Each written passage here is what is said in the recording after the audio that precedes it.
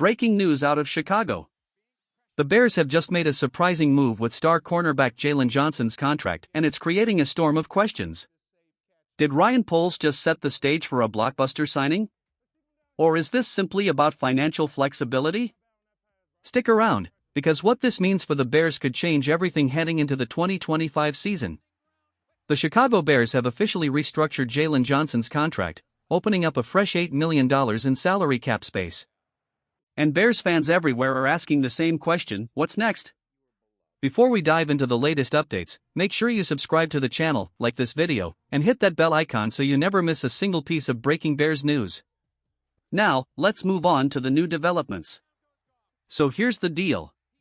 By restructuring Johnson's contract, the Bears have essentially locked him in for the foreseeable future. Normally, if they wanted to move on from a player, next year could have been an option with little financial penalty. But with this restructure? That's off the table. Jaylon Johnson isn't going anywhere, he's here to stay, as the cornerstone of Chicago's defense. Now, what about the money? After roster cuts, Chicago was barely cap compliant, sitting at just $1.5 million. But with this move, that number has jumped to nearly $9.5 million. That's more than enough to go after a quality free agent if they choose. But here's the twist: it doesn't automatically mean a splashy signing is on the way.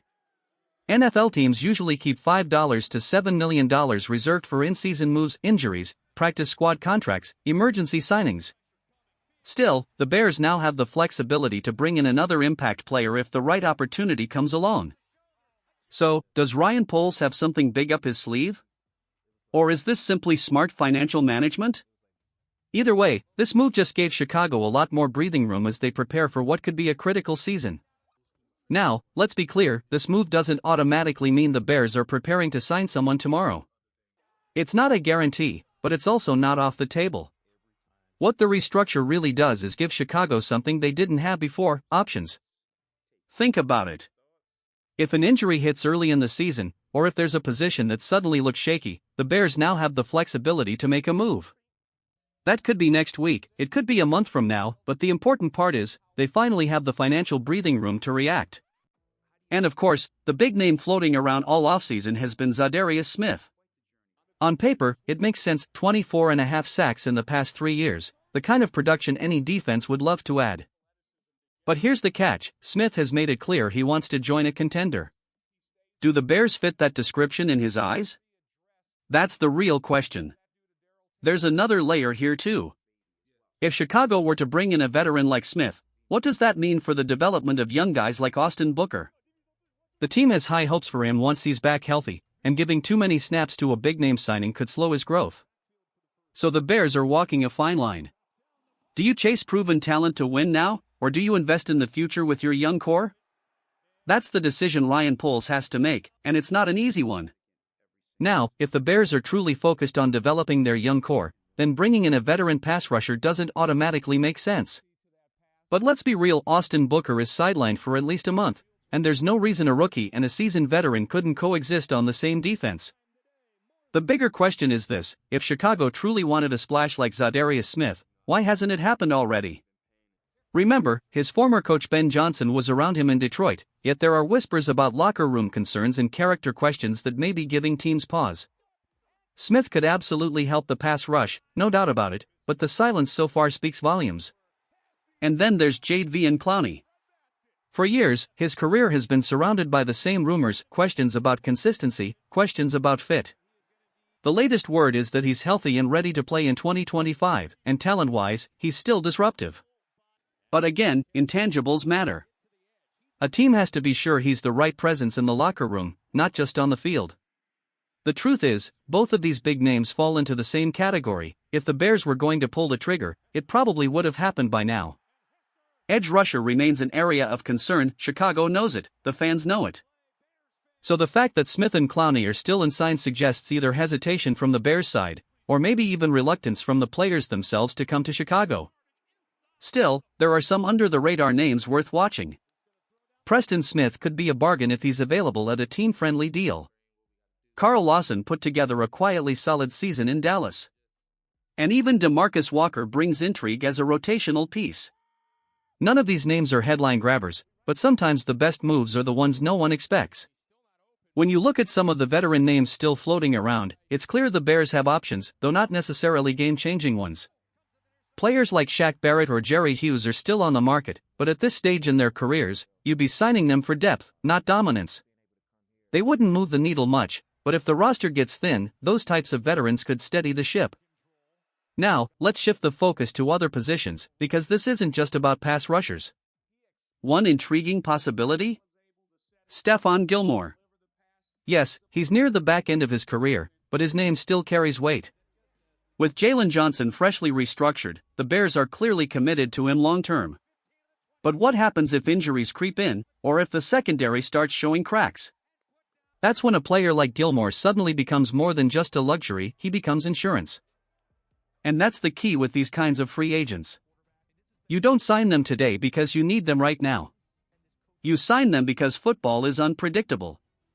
One injury, one unexpected setback, and suddenly an aging but proven veteran looks a whole lot more valuable.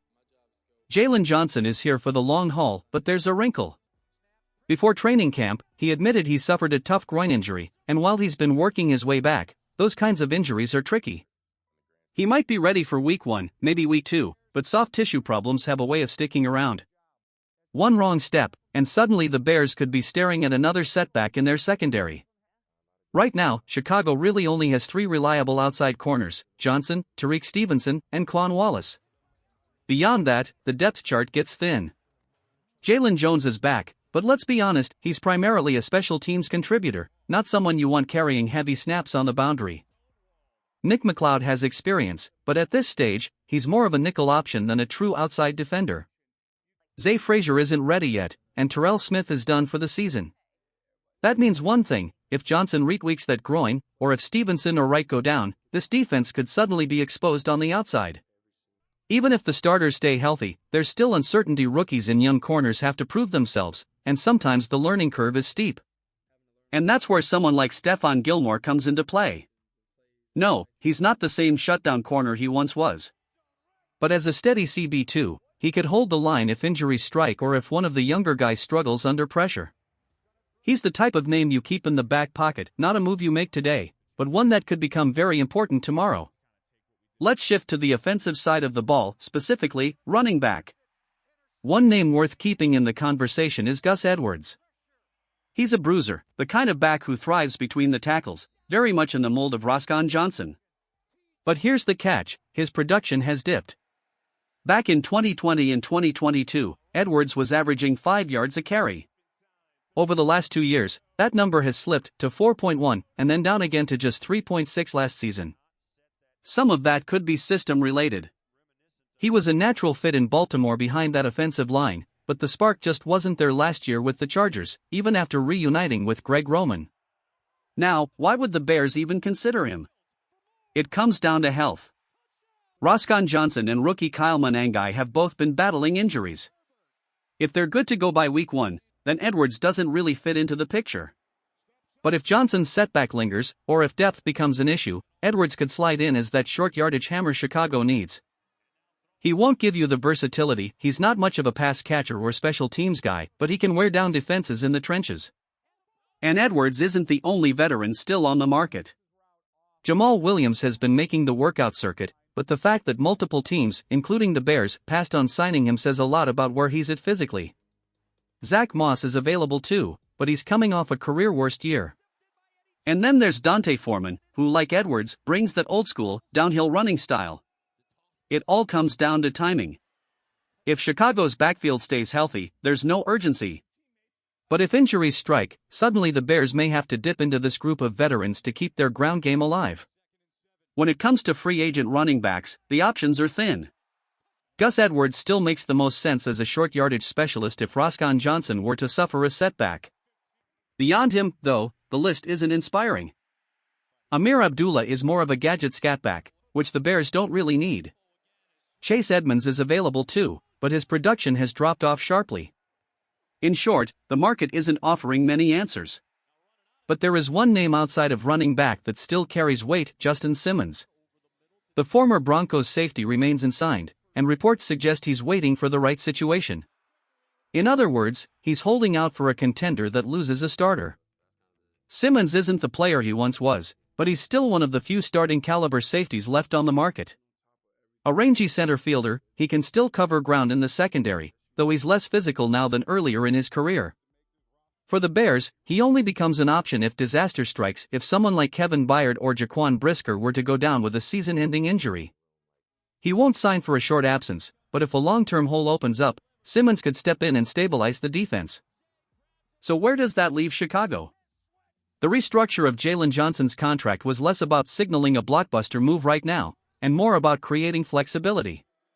It gives Ryan Poles the ability to react quickly if injuries or major struggles hit, whether that's before week 1, at the trade deadline, or somewhere in between. The clock is ticking, and the season opener is almost here. Will the Bears stand pat with what they've got, or will we see a surprise signing to reinforce this roster before kickoff? One thing's certain, this front office has kept its options wide open.